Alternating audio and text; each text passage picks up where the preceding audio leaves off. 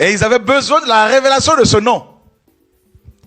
Vous savez que les Juifs, mes amis, jusqu'à ce jour, ne peuvent pas prononcer le nom de Dieu de peur de blasphémer. Nous allons voir, avant de rentrer dans la révélation de ce nom, nous allons voir dans Exode chapitre 20. Je crois que les amoureux de la parole vont être servis ce soir par le Saint-Esprit. Gloire à Dieu. Alors, on va lire le verset 7.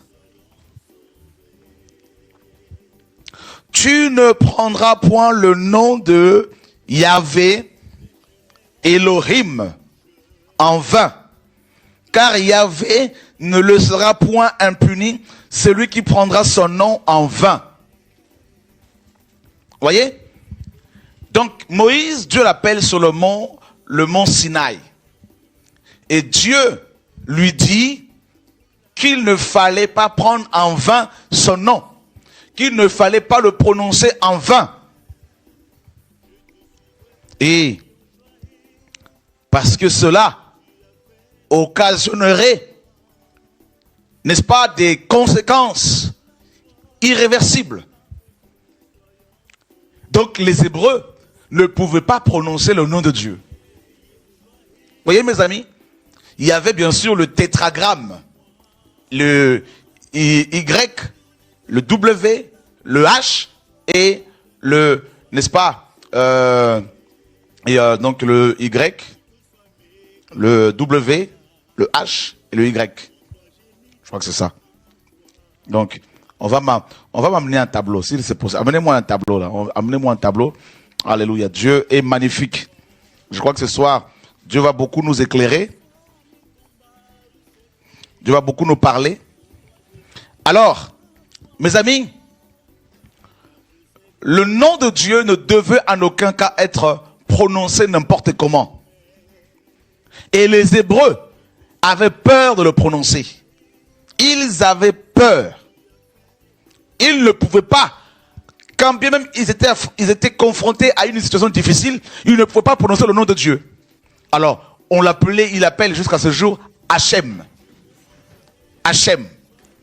Mais de là à prononcer le tétragramme, mes amis, les Hébreux, bien sûr, ont peur. Et vous savez que sans la prononciation du nom de Dieu, il n'y a pas de guérison, il n'y a pas de délivrance, il n'y a pas de miracle. Et il n'y a pas de salut. Parce que tout se trouve dans le nom de ce Dieu. Ce Dieu glorieux, ce Dieu tout-puissant. Alors, on le fera venir tout à l'heure, ouais. Merci mon frère. Alors, on va lire un autre passage dans Juges, chapitre 13.